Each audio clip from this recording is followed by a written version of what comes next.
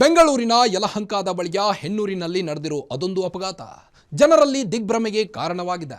ಶಾಲಾ ಬಸ್ ಡಿಕ್ಕಿ ಹೊಡೆದ ಪರಿಣಾಮ ಇಬ್ಬರು ಮಕ್ಕಳು ಮೃತಪಟ್ಟಿದ್ದು, ಅವರ ಕುಟುಂಬಸ್ಥರು ಸಹ ಶೋಕ ಸಾಗರದಲ್ಲಿ ಮುಳುಗಿದ್ದಾರೆ. ಎಲ್ಲವೂ ಅಂದುಕೊಂಡಂತೆ ಆಗಿದ್ದಿದ್ರೆ ತಂದೆಯ ಜೊತೆ ಹೋಗಿದ್ದ ಮಗು ಹಾಲು ತೆಗೆದುಕೊಂಡು ವಾಪಸ್ ಬರಬೇಕಿತ್ತು. ಆದರೆ ರಸ್ತೆ ಮಧ್ಯದಲ್ಲಿಯೇ ಅವಿತು ಕುಳಿತಿದ್ದ ಜವರಾಯ ಅಟ್ಟಹಾಸ ಮೆರೆದ ಕಾರಣ ಬಾರದ ಲೋಕಕ್ಕೆ ಹೋಗಿದ್ದಾರೆ. ಅದರ ಡೀಟೇಲ್ಸ್ ಎಲ್ಲಿದೆ ನೋಡಿ.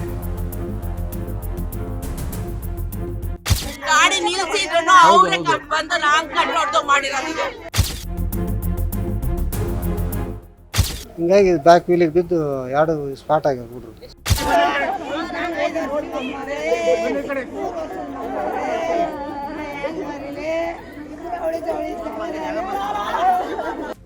ಮನೆಯ ಮುಂದೆ ಹಲವಾರು ಜನ. ಆಸ್ಪತ್ರೆಯಲ್ಲಿ ಮಕ್ಕಳ ಶವಗಳ ಮರಣೋತ್ತರ ಪರೀಕ್ಷೆ ನಡೆಸುತ್ತಿರೋ ವೈದ್ಯರು. ಮರಣೋತ್ತರ ಪರೀಕ್ಷೆ ಬಳಿಕ ಮಕ್ಕಳ ಮೃತದೇಹಗಳನ್ನು ಹಸ್ತಾಂತರಿಸಿದ ಪೊಲೀಸರು. ಮಕ್ಕಳನ್ನ ನೆನೆದು ಕಣ್ಣೀರು ಹಾಕ್ತಿರೋ ತಂದೆ. ಮಕ್ಕಳ ಮೃತದೇಹದ ಎದುರು ಗೊಳುವಂತ ಅಳುತ್ತಿರೋ ತಾಯಿ, ಮಕ್ಕಳ ಸಂಬಂಧಿಕರು. ಈ ದೃಶ್ಯಗಳು ಕಂಡುಬಂದಿದ್ದು ಬೆಂಗಳೂರಿನ ಯಲಹಂಕದಲ್ಲೇ. ಇದಕ್ಕೆ ಕಾರಣ ಅದೊಂದು ರಣಭೀಕರ ಆಕ್ಸಿಡೆಂಟ್.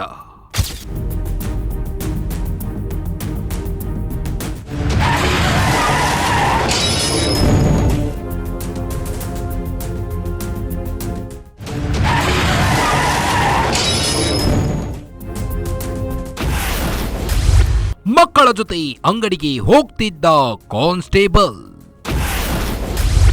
ಶಾಲಾ ಬಸ್ ಬರ್ತಿದ್ದಂತೆ ಗಾಡಿ ಪಕ್ಕಕ್ಕೆ ಹಾಕಿದ್ದ ತಂದೆ. ಈ ಫೋಟೋದಲ್ಲಿರೋ ಮಕ್ಕಳ ಹೆಸರು ವರ್ಷ ಮತ್ತು ಭಾನು ಅಂತ.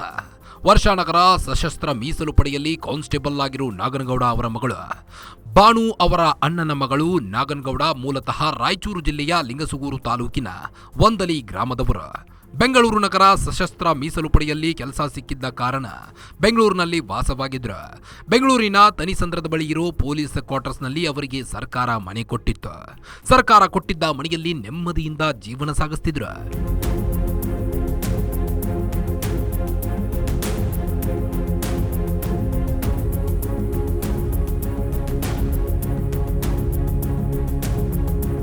ಫೆಬ್ರವರಿ 11, 2026 ಬುಧವಾರ ನಾಗನಗೌಡ ಮಕ್ಕಳನ್ನ ಕರೆದುಕೊಂಡು ಅಂಗಡಿಗೆ ಹೋಗ್ತಿದ್ರು.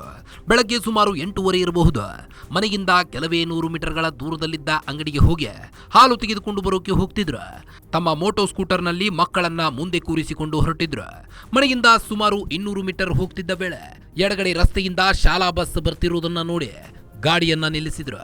ಶಾಲಾ ಬಸ್ ಹೋದ ಬಳಿಕ ತಾವು ಅಂಗಡಿಗೆ ಹೋದ್ರಾಯ್ತು ಅನ್ನೋ ಕಾರಣಕ್ಕೆ ಅವರು ಗಾಡಿ ನಿಲ್ಲಿಸಿದ್ರು.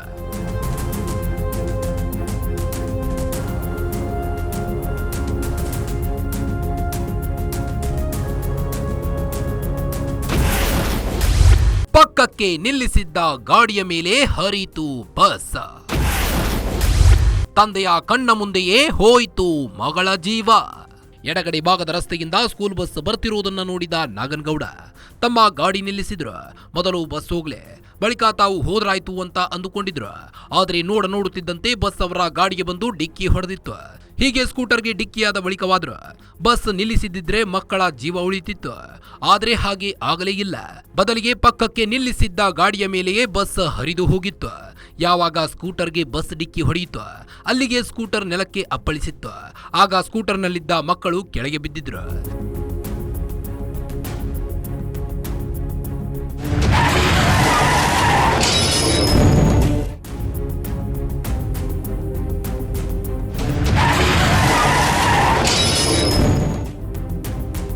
ಸ್ಕೂಟರ್ ನೆಲಕ್ಕೆ ಅಪ್ಪಳಿಸಿ ಮಕ್ಕಳು ರಸ್ತೆಯ ಮೇಲೆ ಬಿದ್ದಿದ್ರು.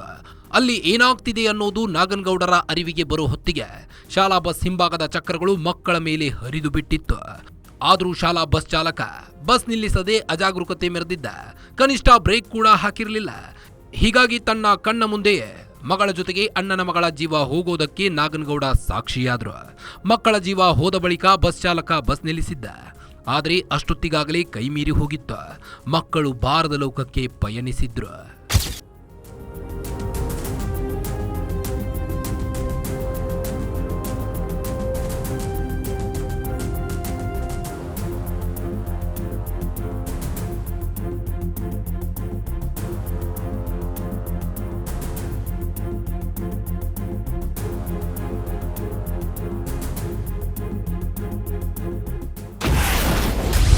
ಅಪಘಾತ ಆಗುತ್ತಿದ್ದಂತೆ ನೆರವಿಗೆ ಬಂದ ಸ್ಥಳೀಯರು. ಕೂಡಲೇ ಯಲಹಂಕ ಸರ್ಕಾರಿ ಆಸ್ಪತ್ರೆಗೆ ದಾಖಲು. ಯಾವಾಗ ಸ್ಕೂಟರ್ಗೆ ಸ್ಕೂಲ್ ಬಸ್ ಡಿಕ್ಕಿ ಹೊಡಿತು. ಸ್ಥಳೀಯರು ನೆರವಿಗೆ ಬಂದಿದ್ರು. ಹೇಗಾದ್ರೂ ಮಾಡಿ ಮಕ್ಕಳನ್ನ ಬದುಕಿಸಬೇಕು ಅಂತ ಅಲ್ಲಿಂದ ತಕ್ಷಣವೇ ಆಸ್ಪತ್ರೆಗೆ ಕರೆದೊಯ್ದಿದ್ರು.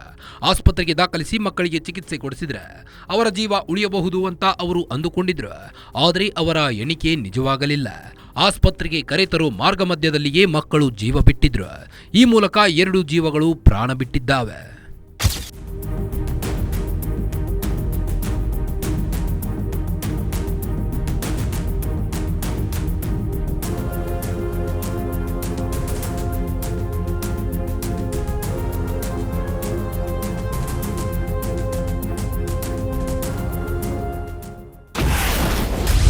ಅಪಘಾತ ಮಾಡಿ ಎಸ್ಕೇಪ್ ಆಗಲು ಚಾಲಕನ ಯತ್ನ.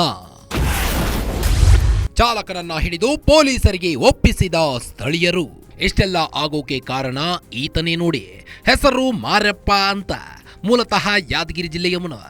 ಜೀವನ ನಿರ್ವಹಣೆಗಾಗಿ ಬೆಂಗಳೂರಿನಲ್ಲಿ ಬಸ್ ಚಾಲನೆ ವೃತ್ತಿ ಮಾಡಿಕೊಂಡಿದ್ದ. ಬೆಂಗಳೂರಿನ ಹೆಣ್ಣೂರು ಬಳಿಯಿರೋ ಕೆ ನಾರಾಯಣಪುರದ ಹೆಜೆಮೋನಿ ಪಬ್ಲಿಕ್ ಶಾಲೆಯ ಬಸ್ ಓಡಿಸ್ತಿದ್ದ. ಈತನಿಂದಲೇ ಬುಧವಾರ ಅಪಘಾತ ಆಗಿರುವುದು. ಈತ ಅದೆಷ್ಟು ನಿರ್ಲಕ್ಷ್ಯದಿಂದ ಚಾಲನೆ ಮಾಡಿದ್ದಾನೆ ಅಂದ್ರೆ ಬಸ್ ಸ್ಕೂಟರ್ಗೆ ಡಿಕ್ಕಿಯಾಗಿದ್ರು ಆತನ ಅರಿವಿಗೆ ಬಂದಿಲ್ಲ. ಜೊತೆಗೆ ಮಕ್ಕಳ ಮೇಲೆ ಬಸ್ ಹರಿದ್ರೂ ಆತನ ಗಮನಕ್ಕೆ ಬಂದಿಲ್ಲ. ಅವನಿಗೆ ಏನಾಗ್ತಿದೆ ಅನ್ನೋದು ಗೊತ್ತಾಗೋ ಹೊತ್ತಿಗೆ ಮಕ್ಕಳ ಜೀವ ಹೊರಟು ಹೋಗಿತ್ತು. ತನ್ನಿಂದ ಅಪಘಾತವಾಗಿದೆ ಅನ್ನೋದು ಗೊತ್ತಾಗುತ್ತಿದ್ದಂತೆ ಚಾಲಕ ಸ್ಥಳದಿಂದ ಎಸ್ಕೇಪ್ ಆಗಲು ಯತ್ನಿಸಿದ್ದ. ಆದರೆ ಓಡಿ ಹೋಗುತ್ತಿದ್ದ ಚಾಲಕನನ್ನ ಹಿಡಿದು ಸ್ಥಳೀಯರು ಪೊಲೀಸರಿಗೆ ಒಪ್ಪಿಸಿದ್ದಾರೆ.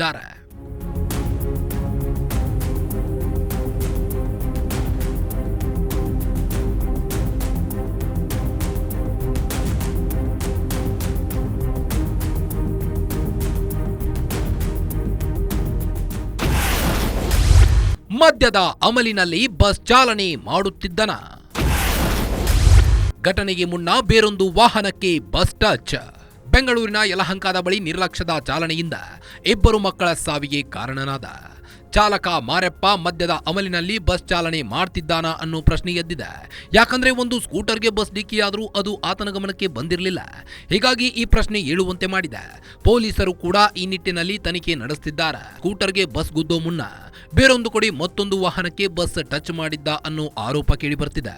ಬೇರೊಂದು ವಾಹನಕ್ಕೆ ಟಚ್ ಆಗಿದ್ದ ಕಾರಣ ಆತ ಗಾಬರಿಯಲ್ಲಿದ್ದ. ಅವರಿಂದ ತಪ್ಪಿಸಿಕೊಳ್ಳೋ ಬರದಲ್ಲಿ ವೇಗವಾಗಿ ಚಾಲನೆ ಮಾಡಿದ್ದ. ಘಟನೆಗೆ ಕಾರಣ ಅಂತ ಮಕ್ಕಳ ಸಂಬಂಧಿ ದೇವನಗೌಡ ಆರೋಪಿಸಿದ್ದಾರೆ. ಏನ್ರಿ ಬೆಳಗ್ಗೆ ಹಾಲು ತರಕ್ಕೆ ಹೋದ್ರಂತ್ರಿ. ಅದು ನಮಗೆ ಗೊತ್ತಿಲ್ಲ. ನಮಗೆ 9 ಗಂಟೆಗೆ ಸುದ್ದಿ ಗೊತ್ತಾಯ್ತು.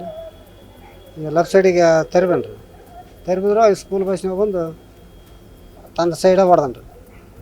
ಹಿಂಗಾಗಿ ಬ್ಯಾಕ್ ವೀಲಿಗೆ ಬಿದ್ದು 2 ಸ್ಪಾಟ್ ಆಗ್ಯಾವ ಹುಡ್ರು. ಬೆಳಗ್ಗೆ 8:10ರಿಂದ 8:20 ಒಳಗೆ ಅಷ್ಟರೊಳಗೆ ಆಯ್ತು ರೀ. ಹಾಸ್ಪಿಟ್ಲಿಗೆ ತಂದ್ರೂ ಉಳಿದ್ರು ನೋಡ್ರಿ. 2 ಕಾಲ ಸರ್, ಒಂದು 2 ವರ್ಷದ್ದು, ಒಂದು 4 ವರ್ಷದ್ದು. ಒಂದು ಅಣ್ಣನ ಮಗಳು, ತಮ್ಮ ಮಗಳು, 4 ಮಗಳು. ಹಾಂ, ಏನು ಮಾಡಿದ್ರೆ ಅದು ಗೊತ್ತಿಲ್ಲ ರೀ. ಅದು ಇನ್ನೂ ಅವ್ರಿಗೆ ಗೊತ್ತಾಗುತ್ತೆ. ಅವ್ನು ತನ್ನ ಜಾಗ ಇದ್ರೂ ಬಂದಿಲ್ಲ ರೀ. ಬ್ಯಾಕ್ ವೀಲ್ ಬಂದ್ಬಿಟ್ಟು ನಂಗೆ ಮೇಲೆ ಅಲ್ಲೆಲ್ಲೇ ಯಾರಿಗೆ ಟ್ಯಾಕ್ರಿಗೇನು ಹೊಡೆದು ಬಂದಂತಾರೆ ಅದನ್ನು. ಅದಕ್ಕಿಂತ ಮುಂಚೆಕ ಅದಕ್ಕೆ ಅದ್ರ ಗಡ್ಬಿಡಿಗೆ ಬಂದಾನೆ ಏನು ಮಾಡ್ಯಾನ ಗೊತ್ತಾಗ್ತಿಲ್ಲ. ಹಂಗಾಗಿ ಅವನು ಬಂದು ಇವ್ರು ಹೊಡೆದ್ರೂ ಟಚ್ ನಿಂದ್ರಿಸಿಲ್ಲ. ಟಚ್ ಆದ್ರೆ ನಿಂದ್ರಿಸ್ಬೇಕಾಯ್ತು. ನಾ ಅಂತ ಹೊಡ್ಕೊಂಡು ಹೋಗ್ಬಿಡೋಣ. ಹಂಗಾಗಿ ಆ ಪೆಡ್ಸಿಗೆ ಹೊತ್ಕೊಂಡು ಬಿದ್ದು ಸ್ಪಾಟ್ ಔಟ್ ಆಗಿ.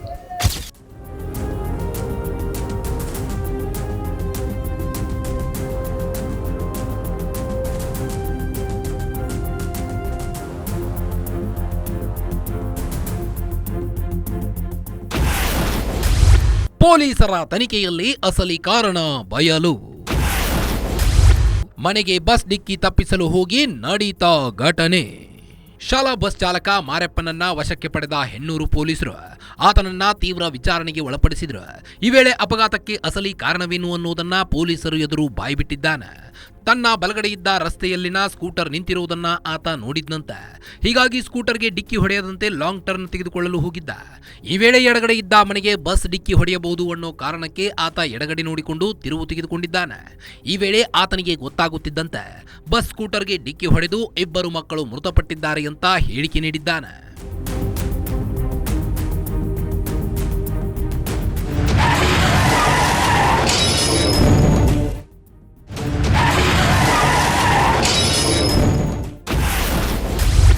10 ವರ್ಷದ ಹಿಂದೆ ಮದುವೆ, 6 ವರ್ಷದ ಬಳಿಕ ಮಗು. ಬೆಂಗಳೂರಲ್ಲಿ ಶಿಕ್ಷಣ ಪಡೆಯಲು ಬಂದಿದ್ದ ಅಣ್ಣನ ಮಗಳು. ಬೆಂಗಳೂರು ನಗರ ಸಶಸ್ತ್ರ ಮೀಸಲು ಪಡೆಯಲ್ಲಿ ಕೆಲಸ ಮಾಡ್ತಿರೋ ನಾಗನಗೌಡ 10 ವರ್ಷದ ಹಿಂದೆ ಈರಮ್ಮ ಅನ್ನೋರನ್ನ ಮದುವೆಯಾಗಿದ್ರು.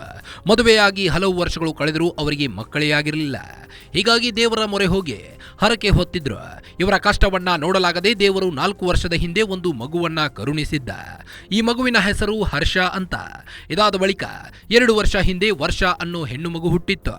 ಇನ್ನು ನಾಗನಗೌಡರ ಅಣ್ಣನ ಮಗಳಿಗೆ ಬೆಂಗಳೂರಿನಲ್ಲಿ ಎಜುಕೇಶನ್ ಕೊಡಿಸುವ ಉದ್ದೇಶ ಇತ್ತು. ಹೀಗೆ ಹಲವು ಕನಸುಗಳನ್ನ ಹೊತ್ತು ಬೆಂಗಳೂರಿಗೆ ಬಂದಿದ್ದ ಆಕೆ ಚಾಲಕನ ನಿರ್ಲಕ್ಷ್ಯದಿಂದ ಬಸ್ಗೆ ಸಿಲುಕಿ ಪ್ರಾಣ ಬಿಟ್ಟಿದ್ದಾಳೆ.